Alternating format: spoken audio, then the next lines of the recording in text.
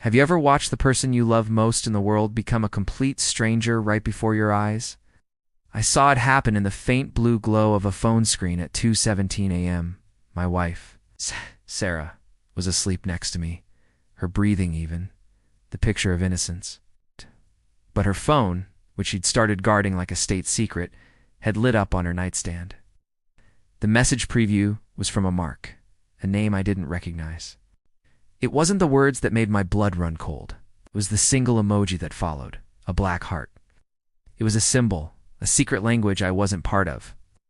In that silent dark room with the city lights of Chicago painting faint stripes on the wall, I knew my life, the one I'd carefully built for 10 years, was a lie. But the real question wasn't if she was cheating, but how deep the betrayal went. If you genuinely enjoy our stories, please subscribe to the channel. Tell us where you're from and what time it is right now. It's always fascinating to know how far our story flows. The change in Sarah had been gradual, a slow erosion of the woman I married. It started with late nights at the office, hushed phone calls she'd take in the other room, and a sudden, intense focus on her appearance. Our shared jokes fell flat. Our comfortable silences became charged with unspoken tension. She'd look at me, but her eyes were distant, like she was seeing through me to someone else. I'd try to talk to her, to bridge the growing chasm between us. "Is everything okay, Sarah?" "Psst, you seem stressed." She'd wave it off with a tight, dismissive smile. "Just work, honey. You know how it is." But I didn't. Her explanations were vague, polished, and utterly hollow. She was building a wall, brick by brick, and I was on the outside. The woman who used to tell me everything now told me nothing. The real proof came from a crumpled receipt I found in the pocket of her coat. A dinner for two at Gibson's Bar and Steakhouse on Rush Street, a place we'd always called our spot. The date was a night she'd claimed to be at a conference in Rosemont. The total was over $400. I never spent that much. My heart hammered against my ribs. It was concrete evidence, a paper trail leading straight to my humiliation. Later that week, I overheard a snippet of a phone call. Her back was to me as she stood by the kitchen window, her voice a low murmur. "I know, he has no idea. Mark, stop. I miss you too." She hung up the second she saw my reflection in the glass, her face a mask of practiced calm. "Just a colleague," she said, her voice a little too bright. "He's so needy." The lie was effortless, a second skin she wore with unnerving ease. The villains, Sarah and this faceless Mark, felt untouchable, wrapped in their arrogance and deceit. The breakdown happened on a Tuesday. I was driving home from work, stuck in traffic on the Eisenhower Expressway, when one of our old songs came on the radio. A simple, stupid love song from the year we met. And I just shattered. The carefully constructed dam I'd built inside my chest broke, and a decade of love and betrayal came flooding out. I pulled over onto the shoulder, the sounds of angry horns, a distant buzz, and I wept. Not quiet tears, but ugly, gut-wrenching sobs that tore from my soul. The humiliation was a physical weight, crushing my lungs. I was a fool.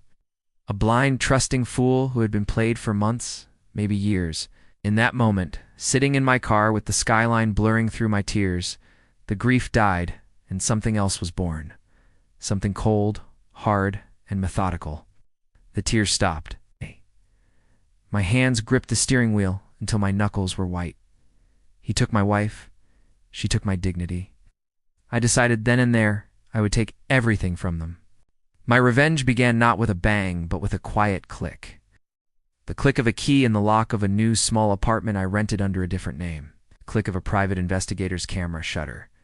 The click of a lawyer's pen as I put him on retainer. I became a ghost in my own life, a phantom collecting evidence. I documented everything.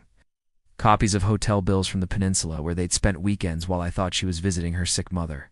Photos of them kissing in a dark corner of a parking garage near Millennium Park. Recordings of their saccharine phone calls, which I obtained through legal means my PI assured me were admissible. Sarah, meanwhile, grew bolder, more contemptuous. She'd openly text him in front of me, a smug little smile on her face. "You're being paranoid." She'd sneer if I even glanced at her phone. She thought she was untouchable.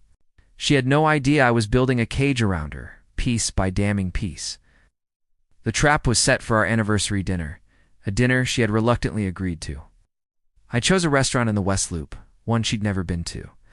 As we sat there under the dim, elegant lighting, she was cold and distant, already planning her escape to him. "I have something for you," I said, my voice steady. I slid a beautifully wrapped gift box across the table. It wasn't jewelry. It was a single high-quality print on cardstock. It was a wedding announcement. It's not ours.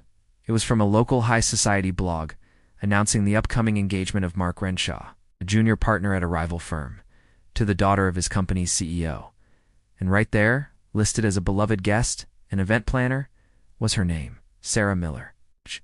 She stopped cold, her fork clattering onto her plate. The color drained from her face. "What is this?" she whispered, her voice trembling. "That," I said, leaning forward, "is your future. Or rather, the one you thought you had." I then slid a thick manila envelope across the table. "And this," I said, my voice dropping to a whisper, "is the end of ours." Inside was a copy of the divorce petition I had filed that morning, along with a dozen high-resolution photos of her and Mark. Her world didn't just crack, it imploded. The public exposure was the final brutal act. I had anonymously sent the same package to Mark's fiancé and his firm's board of directors. His engagement was called off within hours. His career was ruined. Sarah was left with nothing. No husband, no lover, no reputation. Just the silent, echoing ruin of her own making. The divorce was swift and merciless. My evidence was ironclad. She got nothing. I sold the house on the Gold Coast, the one she loved to show off to her friends. I moved away from Chicago, away from the ghosts of our life together. Sometimes, late at night, I wonder what happened to her. I heard she was working a menial job somewhere in the suburbs, a shadow of the arrogant, beautiful woman she once was. The silence in my new life is vast, a quiet, empty space where a decade of love used to be. The revenge wasn't a victory. It was a cauterized wound. The last time I saw her name, it was in the legal notices of a local paper, a formal declaration of bankruptcy. The end.